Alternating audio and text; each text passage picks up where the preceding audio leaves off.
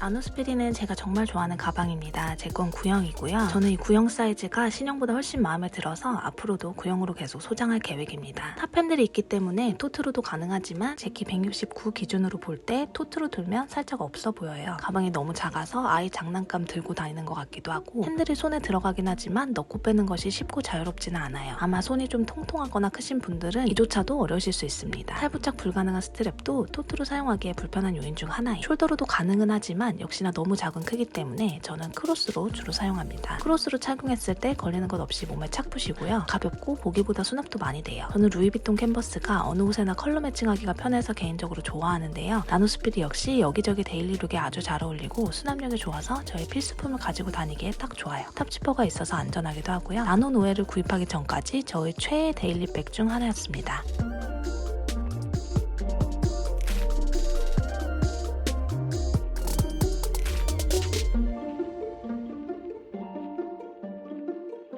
나노노에는 제가 2개를 가지고 있다 보니까 블로그나 댓글로 종종 어떤 게 더 예쁘냐는 질문을 받곤 하는데요. 솔직하게 말씀드리면 외관만 봤을 때는 저는 모노그램 캔버스 모델이 더 예쁘다고 생각합니다. 예전에 나왔던 구형 나노노에는 모양 자체를 단순화시킨 디자인이었는데 신형 뉴 나노노에는 스테디셀러인 노에백을 그대로 작게 축소해놓은, 한마디로 크기는 작지만 디테일은 살아있는 루이비통의 클래식하고 아이코닉한 디자인입니다. 그래서 디자인만 놓고 보면 저는 모노그램 캔버스 제품이 훨씬 예쁘다고 생각해요. 하지만 아이러니하게도 2개 중에 저는 주로 앙프랭트 가죽 제품만 사용합니다. 예쁘긴 캔버스 제품이 더 예쁘지만 사용하기에는 가죽 제품이 훨씬 편해요. 그 이유는 2가지로 추려볼 수 있는데요. 일단 신형 나노노에는 디자인이 좀 더 견고하게 제작이 되면서 캔버스 자체도 이전 구 모델보다 더 힘있게 뻣뻣해졌습니다. 그런데 복조리 모양 특성상 자주 오므렸다 폈다 해야 하는데 이 뻣뻣함이 그렇게 편하지만은 않아요. 이게 스트랩이 지나는 아일렛 홀도 지금 보시면 개수가 굉장히 많거든요. 이 정도로 작은 가방에 이렇게 많은 개수의 구멍이 사용되려면 훨씬 더 부드러운 가죽으로 제작이 되어야 자유롭게 열고 닫기 편하다고 생각하는데요. 어쨌든 이 캔버스는 상당히 뻣뻣한 편입니다. 이게 어떤 느낌이냐면요. 쉽게 말씀드리면 우리나라 전통 의상 한복 입을 때 사용하는 복주머니 아시죠? 그 복주머니를 도화지로 만든 느낌이에요. 이 복주머니는 부드러운 천으로 만들어야 오므렸다 폈다 열고 닫기가 편하잖아요. 도화지로 만들면 어떻게 해서 겨우 모양은 비슷하게 내더라도 열고 닫고 할 때 뻣뻣하니까 불편할 거 아니에요. 이 캔버스 제품이 딱 그런 느낌입니다. 그나마 앙프랭트 가죽 제품은 캔버스보다는 더 부드러운 느낌이에요. 그렇다고 이것도 완전 부드럽진 않지만 캔버스보다는 훨씬 사용하기가 수월합니다. 그리고 2번째 이유로는 다들 예상하실 것 같은데요. 모노그램 캔버스 제품에 사용된 이 내추럴 카와이드 가죽 때문입니다. 물론 뉴 나노노에는 어느 정도 태닝된 가죽이 사용돼서 처음부터 완전 새하얗지는 않아요. 그래도 코팅이나 가공이 전혀 안 된 가죽이기 때문에 작은 물자국이나 땀, 로션, 크림 이런 모든 종류의 오염 물질을 그대로 흡수한다고 보시면 되거든요. 요즘은 뭐 방수 코팅도 많이들 하시던데 개인적으로 저는 가죽 위에 인위적으로 처리하는 걸 별로 선호하지 않아서 그것도 하지 않고 그냥 생으로 사용하거든요. 그러다 보니까 막 편하게 손이 잘 안 가더라고요. 똑같은 가방이 2개 있는데 하나가 쓰기 훨씬 편하니까 계속 그것만 사용하게 되는 것 같아요.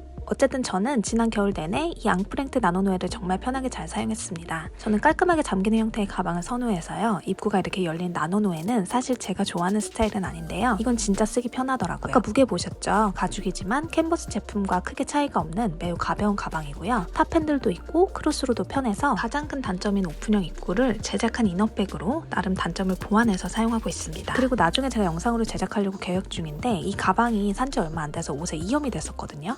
그런데 깨끗하게 지워졌어요. 처음에는 안 지워져서 멘붕이었는데 이렇게 저렇게 하다 보니까 깨끗하게 지워졌고 가죽도 전혀 손상이 안 됐더라고요. 가방이 가벼워서 가죽이 너무 얇은 건 아닐까 생각한 적도 있는데 생각보다 오염에 강하고 가죽도 더 견고한 느낌이라 기대보다 더 만족스럽습니다.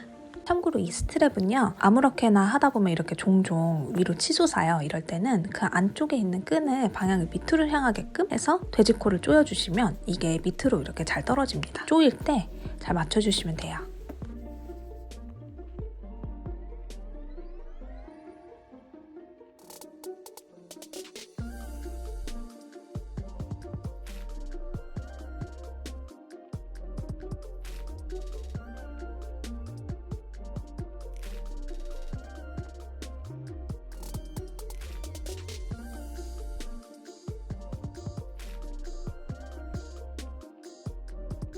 나노노에는 입구에 유약을 사용하지 않고 이렇게 가죽 띠로 덧대든지 시접 처리를 해서 안으로 접어 박았는데요. 물론 모든 공정 방식이 각각 장단점을 가지고 있고 커팅 후 유약 처리를 하는 장점도 분명히 있지만 유약의 가장 큰 단점은 언젠가 유약이 갈라지거나 떨어진다는 점이잖아요. 오므렸다 폈다를 수없이 반복해야 하는 복조리 모양 특성상 개인적으로 유약은 적절한 마감이라고 생각하지 않아요. 특히 루이비통은 유약 문제가 종종 발생하기 때문에 저는 유약보다는 시접이나 가죽으로 덧댄 나노노의 마감 처리를 견고하고 더 오래 사용하기 좋은 요인이라고 생각합니다. 나노 알마는 나노스피리와 마찬가지로 토트나 숄더로 들기에는 제 체구에 너무 장난감같이 작은 느낌이 있어요. 스트랩도 분리가 안 될 뿐더러 방향이 위로 고정돼 있어서 토트로 사용하기에는 불편한 디자인입니다. 그래서 저는 주로 크로스로만 사용해요. 그리고 이게 보기에는 손바닥만 하고 정말 작아 보이지만 그래도 보기보다는 은근히 수납이 잘 됩니다. 일단 제 핸드폰이 들어가고요. 저는 이 나노 알마를 사용할 때는 짐을 최소화시켜서 카드 슬롯이랑 폰, 립밤 정도만 넣고 다녀요. 사실 이건 거의 그냥 폰가방이라고 보시면 될 것 같아요. 립밤이랑 카드 수납이 되는 폰가방이에요. 모든 알마가 그렇지만 나노 알마는 특히 주로 크로스로만 사용하게 되기 때문에 사용하다 보면 모양 틀어짐이 생길 수밖에 없는데요. 스트랩이 어긋나게 한쪽씩 달려있다 보니까 힘을 받는 쪽만 계속 받게 되고 결국에는 어쩔 수 없이 그쪽에 늘어짐이 생기고 틀어지거든요. 디자인은 너무 귀엽고 견고하게 만들어졌지만 스트랩이 아쉬운 가방입니다.